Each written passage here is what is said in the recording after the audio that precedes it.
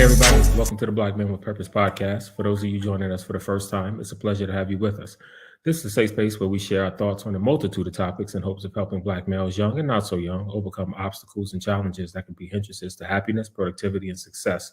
We believe that through our experiences, successes, and failures, we can have some conversations that might help other Black males in their respective journeys through this thing we call life. On today's episode, it's going to be a bit of a hodgepodge. Going to have some discussion around the election and the results. And then also, this will be my last episode, unfortunately. So we're gonna so we'll sing some have solos and some discussion around that.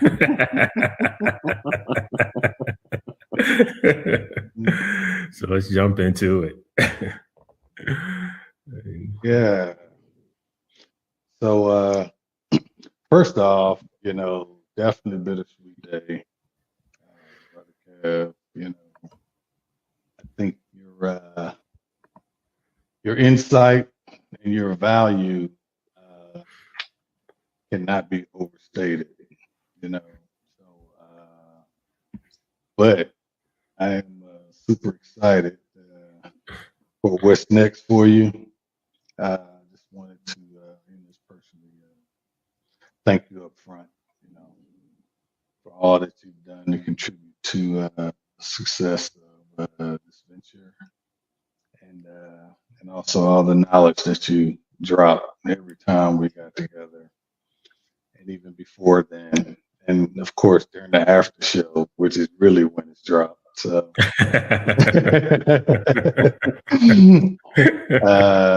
yeah, but just wanted to just publicly thank you.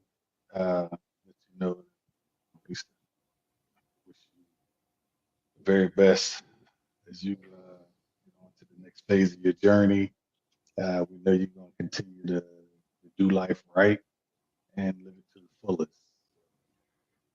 That's everything. I appreciate you, man, for sure. Y'all know Kevin's leaving the show, but he's still gonna be in our friend circle. So Yeah, you can't get rid of me from that. So yeah, it's a doubly bittersweet night. We knew you had talked to us, Kev, about how it was just going to be impossible to manage everything and the travel and all that, and that you were going to step down. And then, we come in to talk about a night that shall live in infamy. Yeah, right.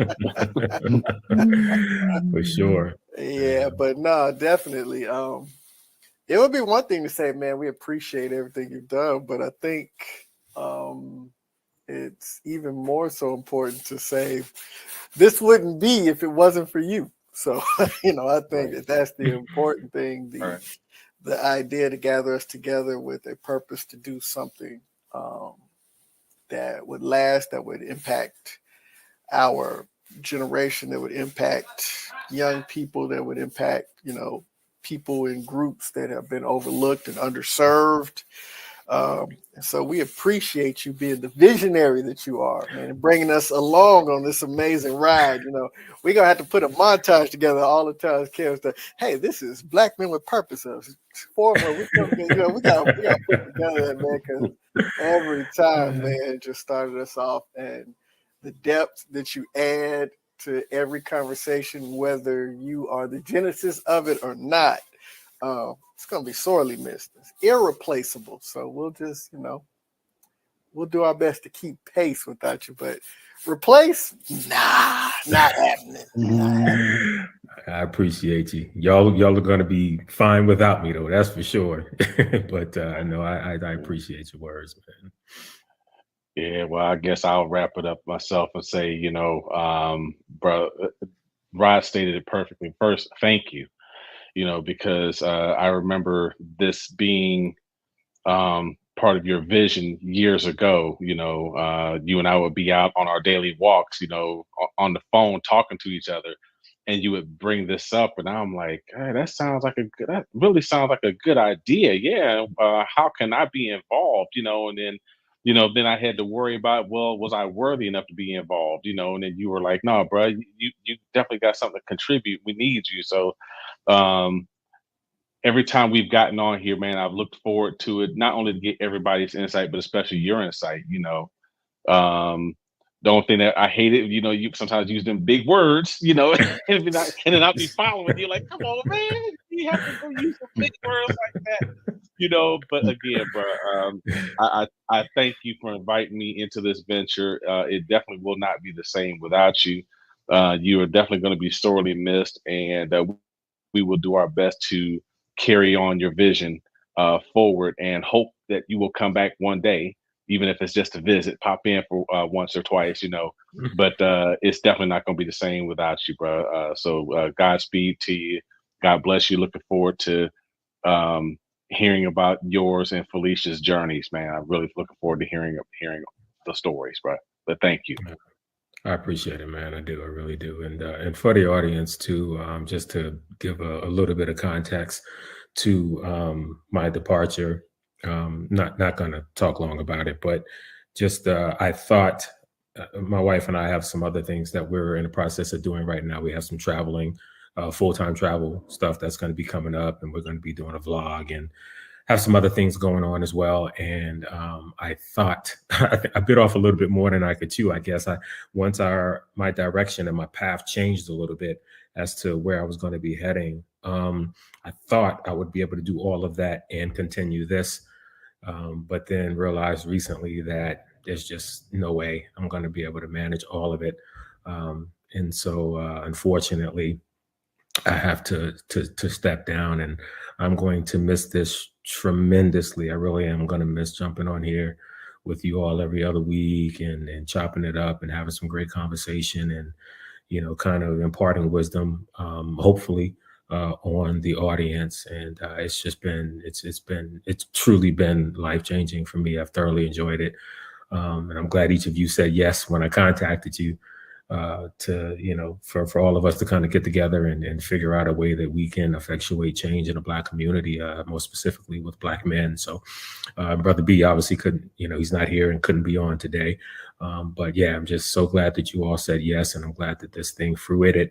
And I'm going to miss you all for sure. But like John said, I'm not leaving the friend circle. So, if opportunities present themselves, if y'all will have me on, for an episode or two here and there, I'd be glad to do that when I can. So yeah, for sure.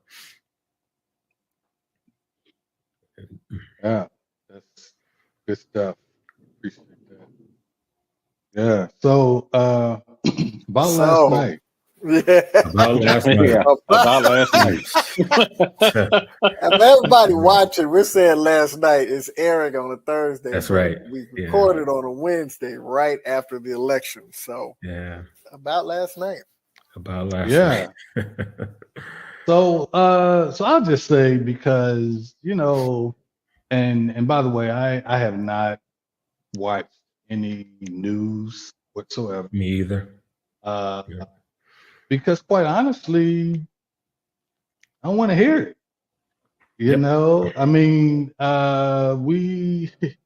we in America, we get to vote. I've always been vocal about the fact that people bled and died for us to have that right to do so. So just when I look at the numbers of people that didn't vote this year from 2020, responsible adults should be ashamed. It doesn't matter who you vote for, but just the fact that you will not even exercise the right to do so. And so now I just say, people, tighten your belt and strap on your harness and get ready for the ride. Because unfortunately, I think what we were taught, the values that we were taught as kids, and about, being neighborly, treating others as we want to be treated, doing good. I would tell you, just for me, it's hard to even recognize what's going on in this society. Yeah.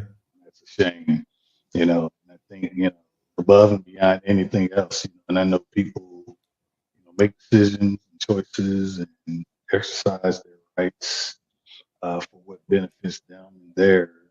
And that's what makes America what it is. However, some things just boggle the mind, and you can't even understand. And not even exercising your right to vote is one of those. So it's a lot to be said about what is going on, what has gone on, what will go on in this country. But those are just my initial thoughts on it. Right. Yeah. To say I was irritated, that's putting it mildly. Like you, I haven't watched the news, and I'm a faithful news watcher. I was talking to my daughter and happened to change the channel to the local, one of the local news channels, and they're talking about Trump's victory, and I immediately got ticked, and I had to turn the TV back to NCIS or whatever the heck it was I was watching, old rerun. But yeah, the numbers, the sheer numbers alone, the fact that 18 million fewer people voted this year than did in 2020. So even Trump had 3 million less voters than he had back in 2020. Kamala had 15 million fewer voters than what Biden had. And there's the numbers right there. If everybody had to cast a ballot, the people that I had spoken to that said that, they didn't like either candidate, so they just weren't going to vote for president. They would vote for everything else, but they weren't going to vote for president. I'm like, well, shame on you.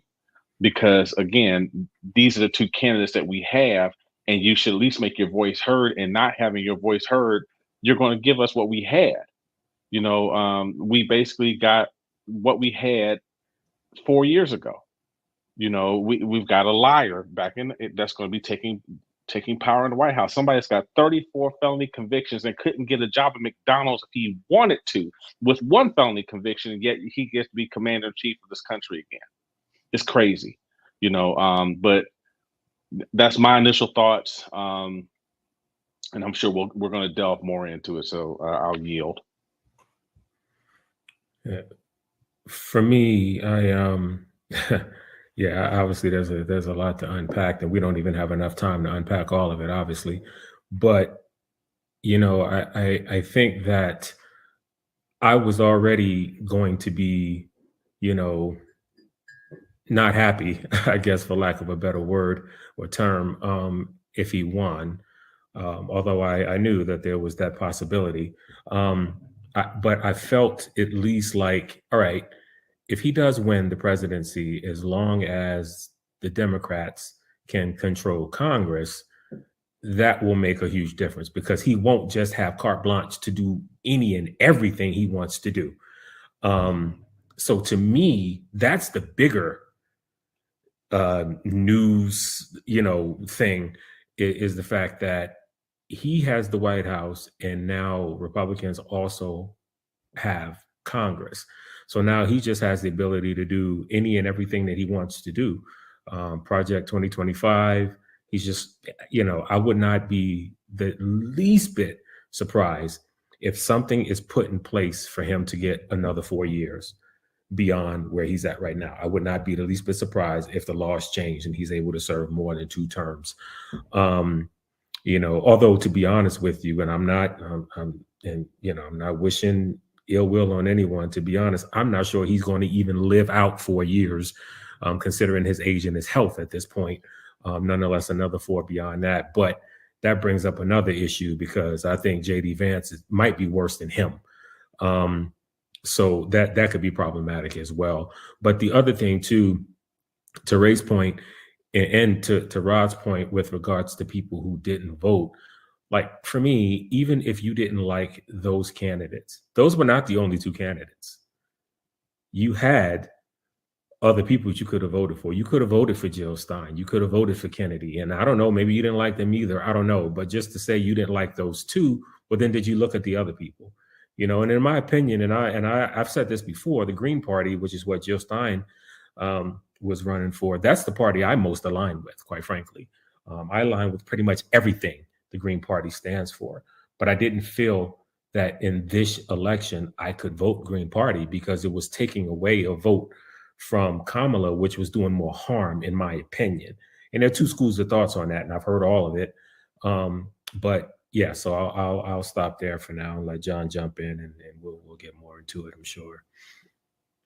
Yeah, what can I add that hasn't already been said? I mean, there's just the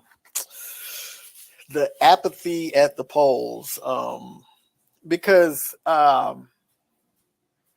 as active duty military, I was a resident of Texas.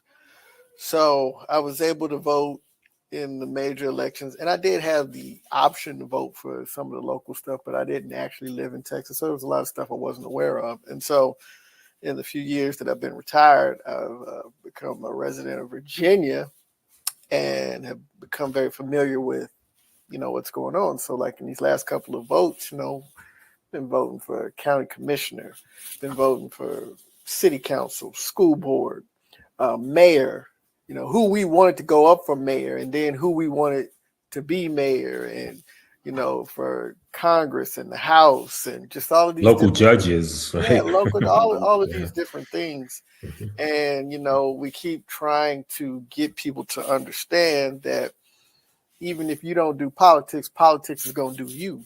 And, we keep saying this. I think it's important for us, us together. We reiterated this multiple times that voting, yeah, that's right, LJ.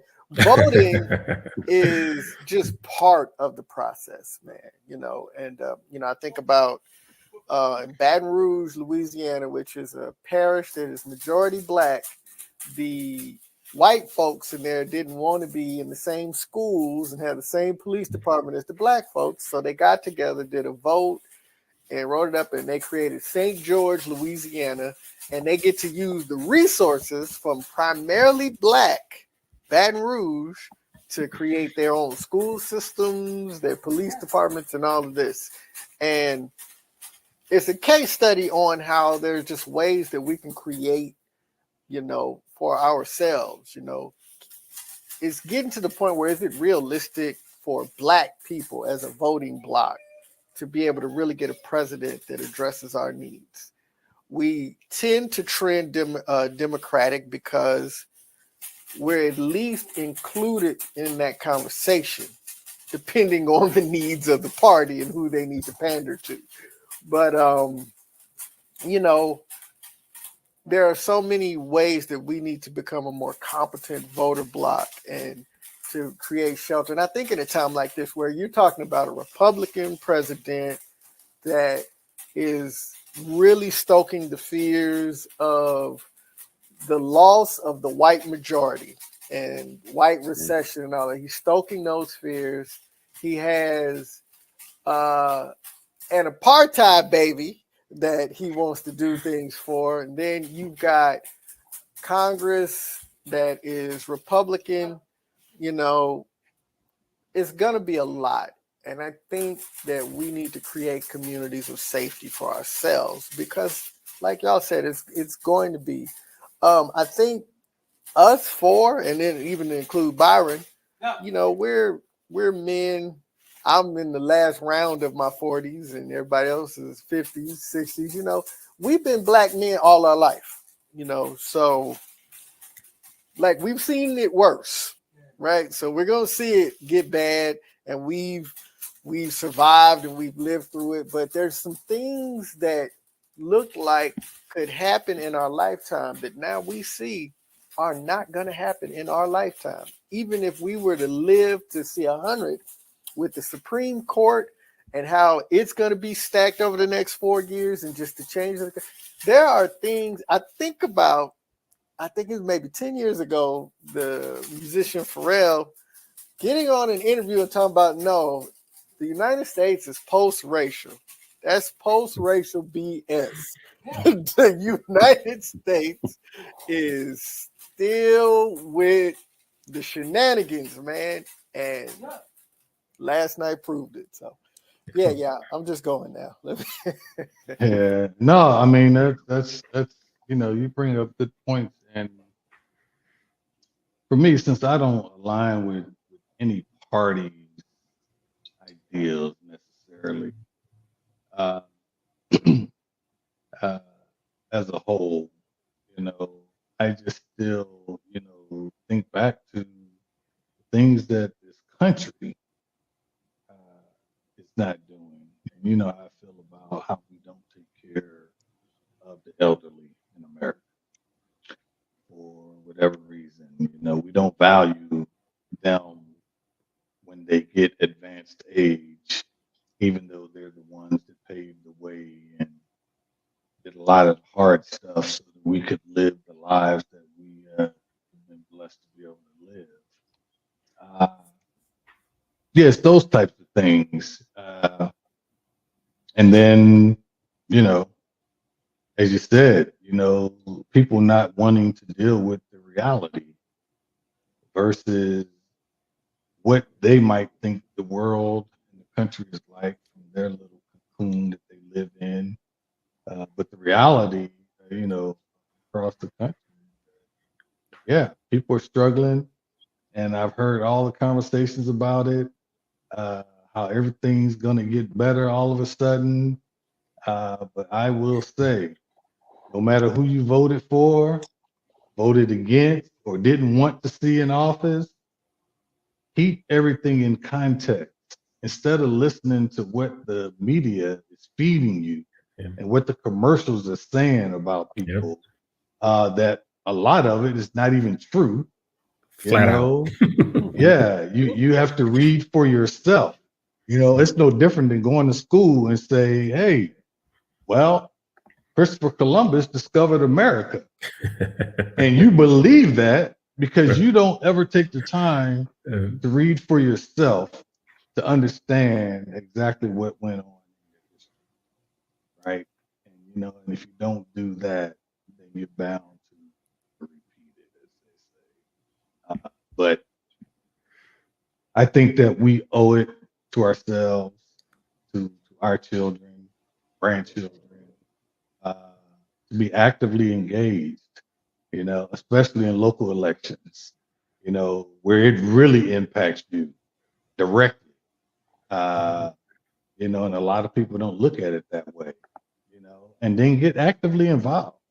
I always say, if you're not actively involved in creating the life that you want to live, then you're just going to be willing to accept whatever someone else is willing to give you.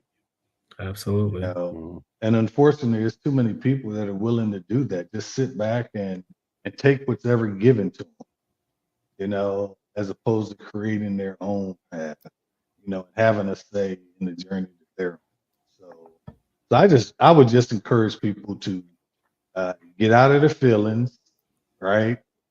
Deal with the reality of today or tomorrow, and then look in the mirror and see how you can be a better person and also be engaged in the process to bring about whatever change that you'd like to see. Because that's the only way it's going to happen. If everybody just says, well, you know what, we'll let Kev do that, or we'll let Ray do that, and I'm just gonna hang back. And if they need my support, then I'll lean in a little bit. But I can't give them no money, but I'll lean in a little bit, And then as we kid ourselves, oh, okay, if they said there was going to be a million man march in DC in June, brothers doing anything they can to get there and be there to say that they were there, but they won't go out and vote, or they won't study to know what they're voting for or against. Yeah, it's senseless to me. I don't even understand that, but that's kind of the reality that we're living within. So I would just say, be engaged and not just when it's convenient for you. You know, and we've had conversations about men walking away from situations because it was no longer convenient for them. So yeah, it's not gonna always be convenient, but we always have to do the right thing for the right reason. Just firmly believe that. So I will turn it over to someone else. I think that, and Felicia and I have had a ton of conversations today about this, and like you all, I really don't watch the news much anyway, to be honest. I never watch the news. I hear stuff typically from just jumping on the computer every day just to stay abreast of what's happening. But I don't even have local news channels and stuff like that. I don't. I only have streaming services anyway. So even if I wanted to watch the news, which I don't, I didn't even take any of that stuff in today. And in fact, I mostly stayed off of social media today because I did get on a little bit, but I just didn't want to deal with it. But what I did tell Felicia earlier was, it amazes me how people will cut off their nose to spite their face. And there are so many poor, and then I'm going to be very specific here, so many poor white people who are all about Trump. And it's, well, a lot of them I don't think truly understand how he is not looking at, Trump is going to be looking out more for rich Black people than he will poor white people, because that's just the way it's going to happen. He's going to be looking out for the rich. So if you're Black and you're wealthy, it's going to work out well for you in that sense. If you're poor and you're white, you might as well be Black. It's just not going to work out for you. And I think for a lot of them, they're too ignorant to understand that that's the case. But then in many cases, I also think that, and this is just me talking, it's not like I have facts of this. This is just me. I think that a lot of them know that their situation is going to be worse, but they would rather to see immigrants deported. They would rather see, Black people oppressed. They would rather see all these other things than to see themselves coming up. And it was a classic example. Felicia read about this when she was looking, I think she was, it was in a book recently. There was a guy, this white dude, who refused Obamacare. He was dead set against Obamacare because he did not want Black people to be able to have insurance. He was dead set against it so much that when he had an opportunity to get Obamacare, to get a surgery that he needed to save his life, he refused it, said, "I would rather die." Now, what kind of hate do you have in your heart? And he died. Like, this man literally died because he refused to get Obamacare because it could help Black people. Like that, and his hate didn't hurt no Black people. No, only him and his family. Like, it's crazy. And another point I want to make, and this is also just me, I haven't heard anybody say this, but I truly do think that, and while the percentage of Black men who voted for Trump wasn't huge, in my opinion, it should have been 0%. I truly think that the Black men who voted for Trump are, one, either wealthy, and they took that is more important to them than all the other stuff, or they are Black men like I just lost his name, Le'Veon Bell, right? I think there are these Black men who are weak and would much rather see a white man in the White House than to see a Black woman, because of how they feel about Black women and don't want a Black woman to have any kind of control over them. I think those are the type of Black men who voted for Trump, like Le'Veon Bell, right? We already know how he feels about women, right? What does he have? Like 27 kids with 26 baby mamas or something like that? Like, so I think it's that type of Black man who voted for Trump. And that's a shame. That's a shame. It really is a shame. So. It's funny that, you were talking about people doing things, cutting off the nose to spite their face. Excuse me. It was it's amazing how many, like you said, seeing these poor white people voting for Trump were voting for Trump, and they were living in some raggedy trailer, but they've got all the Trump flags and the Trump shoes and everything else. You don't have a pot to piss in or a window to throw it out, but here it is. You're casting your vote for this person because Trump is basically living up to the Lyndon Johnson philosophy. If you get a poorest white person, somebody looked down upon, they will empty your pockets for you. And that's exactly what they did. And they voted this man back in office, knowing that man said that the minimum wage was too high. At $7 an hour, minimum wage was too high. But yet you expect this to be the person for the middle class. Another example of folks that were voting against their own best interests, Latino men. I just looked at the numbers while you were talking, Kev. 54% of Latino men voted for Trump. 20%, according to the numbers, 20% of the black men voted for Trump, and 2% didn't vote at all. That out of all the votes that were cast yesterday, 78% of black men voted for Kamala. But it's unbelievable. Again, this man has told everybody what he's going to do. The Latino men, if you are married to someone that's not a U.S. citizen and he's going to deport them, well, guess what? You're going with them. You're not going to be able to stay here too. They're going to separate your family, or you're going to go with them. Everybody's voting against their own best interest. But again, it's like they're trying to fit in because, well, if I vote for Trump, then you know what, I'll be one of the accepted ones. Well, no, they're going to treat you just, if you're not part of their group, they're going to treat you just like the black folks that, or these immigrants that they're trying to deport. They're going to treat you just like them. But I'm starting to ramble, so let me stop. And real quick too, the analogy you used about Lyndon B. Johnson, I used that one earlier today too, but I took it further back because it goes back before Lyndon B. Johnson. It goes back to slavery. When you think about when this country, in the early days of this country, chattel slavery wasn't a huge thing initially, right? It was indentured servitude when people were coming over, and there were black people and white people. And then when they started to come together, the blacks and the whites who were indentured servants, who kind of wanted more, than what they had. That was when all of a sudden the powers that be were like, well, hey, listen, you white guys over here, how about we give y'all a little bit of power over the black folks, and then y'all can, and then all of a sudden things changed, right? And that's what happens, right? They just went, hey, you're gonna be a little bit above them, and people wanted that and they liked that, right? And they ran with it.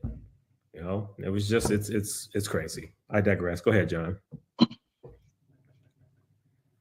I saw Rod come on. I know you. Oh yeah. So real quick, I got it, Jen. But so I just wanted to say thank you again, man. With all that's going on, it will continue if people don't get involved.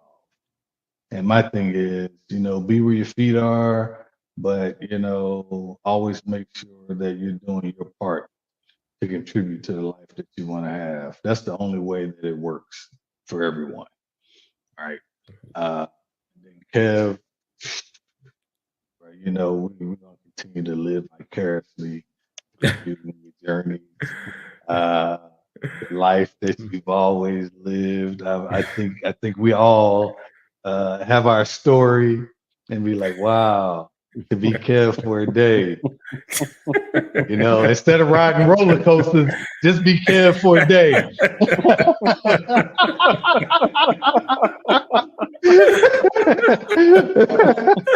Man. But bro, we love you to life and appreciate you more than words can ever express. And always be here for you. Like I said, you're not leaving the friendship zone, so we'll definitely be in touch. Look forward to everything that you all do going forward. Know it's going to be amazing. So thank you all for the opportunity. I hate that I have to get to another meeting, but I will catch up with all you real soon. I appreciate you, bro. Much love. Thank you. All right. Peace. Yeah, man. Yeah. Well, yeah, I don't know if we want to continue to beat the dead horse. I mean, I think Right. we've said it, and we'll just and I think Rod made a good point. It's there's no sense in being. I mean, I get it. Today is the first day, right? So it's almost like, if you don't get a job, you're looking for something like that, right? It's. I get being upset for a day or being disappointed for a day, but then you just got to pick yourself up.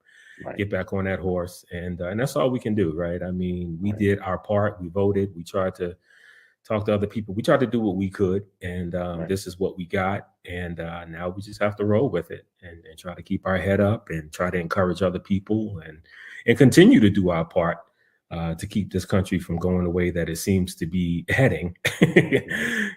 So be disappointed today and get back on that horse tomorrow. So. Get back on the horse, man. That was the clarion call that united us to do this in the first place. So there's no way that work stops now. Right. It's definitely going to look different, but yeah. Right, and I did watch part of Kamala's concession speech, and she basically said the same thing that we're all saying. It's okay to be upset. It's not okay to stay there. Absolutely. We've been through this before.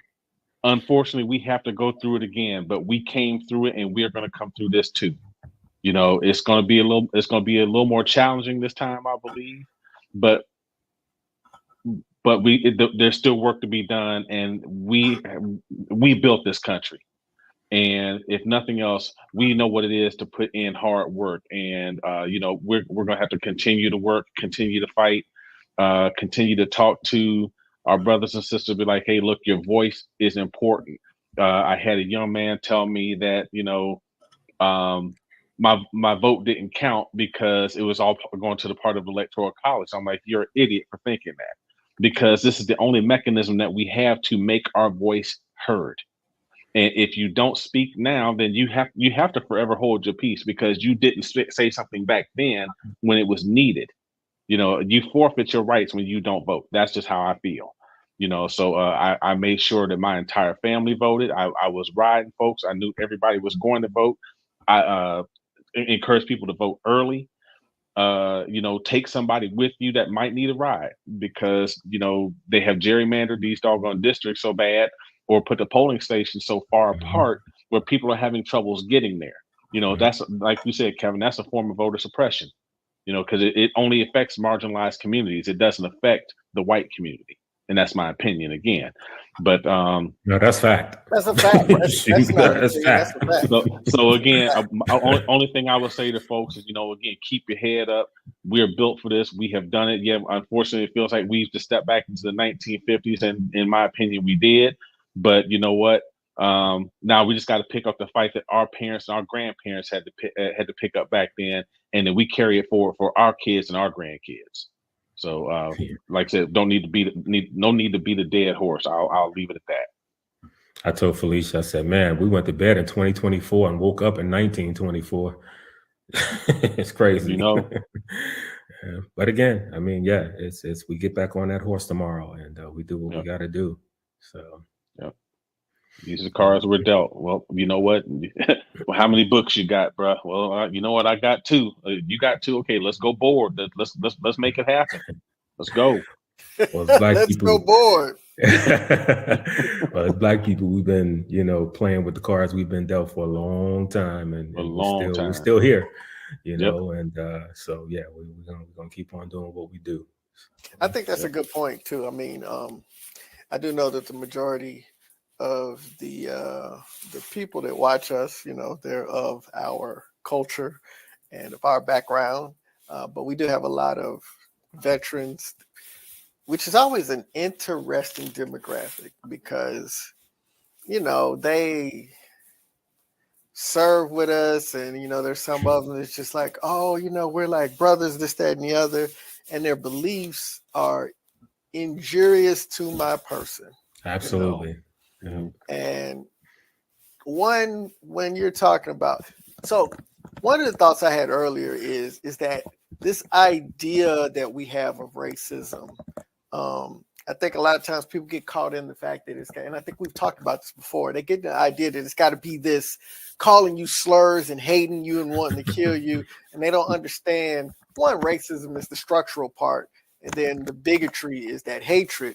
But they don't understand that a lot of times they actually have an affinity for us, but are still bigoted and programming into racist structures in the way that they believe. And one of the things that bothers me a lot is that you'll have white people who've never experienced what we've had to experience as Black people in the United States, but they try to be experts on telling us how we should navigate something that they have no experience in. Absolutely. Or have never.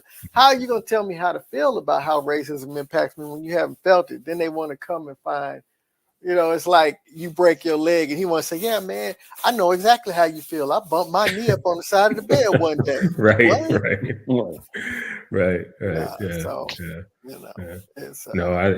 As white people, they can't understand our plight any more than we as men can understand that of a woman. We can be empathetic, we can be sympathetic, we can try and rock for them and protect and do all those things as we should. But no matter what, we'll never be able to understand what a woman has to go through. We just can't. Right. And so likewise, for someone who's white, who's saying, oh, I know exactly what you've been. No, you don't. No, you don't. You can't. It's impossible. I mean, I appreciate you rocking for me, right? If that's what you're doing, but no, you can't walk a mile in my shoes. You just can't do that, unfortunately. And it's crazy. I've seen people that have worked with me, worked for me, and just, man, they just want my opinion on stuff or whatever. And I'm looking at stuff they posting and things they saying. I'm like, wow, just be that. Stop trying to act like you want to be. Just be that thing you want to be. Stop trying to play like you care about me when your actions, your voting record, what you support is detrimental to my life, my safety, and my survival. You're playing in my face. So. And then they talk about how, and it used to be, I think, not too long back, probably before Trump, where, politics, when you think about when we were all, and I know, John, you just recently retired, but still, back in the day when we were all together in the military and we had friends like you were just talking about, John, these white friends who rocked with us, we thought were our friends and all of that. And, they could be Republican and we could be Democrat, or they could be whatever, and we could be independent or whatever, and we could still be fine, right? We could all still be friends and get along and do all of that. But with Trump, that changed everything, right? It just changed everything. And in the words of James Baldwin, we can disagree and still love each other unless your disagreement is rooted in my oppression and denial of my humanity and right to exist.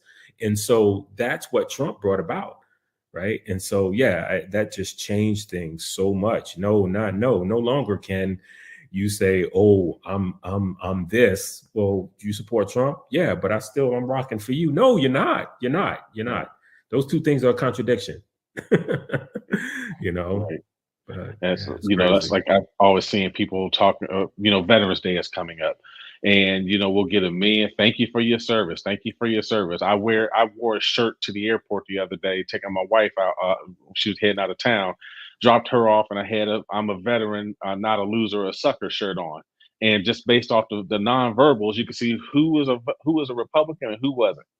And I've gotten to the point where it's like when somebody says thank you for your service, I'm like, if you voted for Trump, don't thank me for my service because you think I'm a loser or a sucker just the same way he does. We all have had somebody or have known of someone that has gotten injured or killed in combat. And he said to John Kelly, who is a retired 4-star general whose son was killed in combat, what losers and what suckers. And this, you're talking to a gold star parent. That's just how I feel. If you're thanking me for my service and you voted for Trump, man, keep that thank you. I don't need it. I don't want it, because you voted for someone that thinks I'm a loser or a sucker because I served in the military, or they think I'm dumb because I served in the military. When some of the most educated people I know have military services behind them. So anyway, I think we're beating that horse again. Yeah, I think we beat it. It's dead. No offense to any horse lovers. No animals were harmed in No the making of animals this. were In the making harmed of in this the making video. of this episode, this discussion. No animals were harmed. It was a theoretical horse. Exactly. Well, we're gonna wrap it up. Yeah, I think We're so, gonna bro. wrap it up, man. We are wrapping up not only Brother Kev's last episode. This is gonna be our last episode of season 3, man. We appreciate y'all rocking with us and supporting us. And we gonna figure out some ways to keep Kev involved, even if he can't regularly show up. So Right. this may be his last episode in this specific role, but it's not gonna be your last time seeing him. Trust and believe. Yeah, for sure. Yeah, no doubt. There it is. Well, before we leave, my last quotes, I guess I have 2, and bear with me because the first one is a little bit long. But these are just 2 things that I want to put out there because the 2 things that I came across, both of them in the last probably 5-6 years or so. And I think they both resonate with me so much because I truly do believe it's the way I've always kind of lived my life, really, to be honest. And so they both resonated with me. The first one is from an unknown person. I've seen this thing go around a lot over the years. Never once saw, no one ever got credit for it. And then the second one is from Trevor Noah, who is just that's my dude. Trevor Noah is 40 years old, but I swear he has the wisdom of someone who's 80 years old. And for anyone who knows how much I love Mark Lamont Hill, Trevor Noah is like right there with him for me. But I'm go ahead and read both of them, and then we'll go ahead and close out. First one is the fastest way to know if something will work for you is to try it. Learn to proceed without certainty. Life doesn't come with a trial period or a money-back guarantee. There is no GPS for your journey. There is no step-by-step guide to becoming who you're meant to be. Every day you are writing a story without knowing the ending. You can spend years theorizing, planning, and preparing, but until you take the first step, it's all just speculation. Life can only be understood backwards, but it must be lived forwards. You can't wait for certainty to start living because by the time you're certain, the moment has passed. Certainty is an illusion. Even the surest things in life can change in an instant. Proceed without certainty. Let go of the need to know everything. And then this one is Trevor Noah. I don't regret anything I've ever done in my life, any choice that I've made, but I'm consumed with regret for the things I didn't do, the choices I didn't make, the things I didn't say. We spend so much time being afraid of failure, afraid of rejection, but regret is the thing we should fear most. Failure is an answer. Rejection is an answer. Regret is an eternal question you will never have the answer to. Sorry. What if only, I wonder what would have. You will never know, and it will haunt you for the rest of your days. Until next time, peace.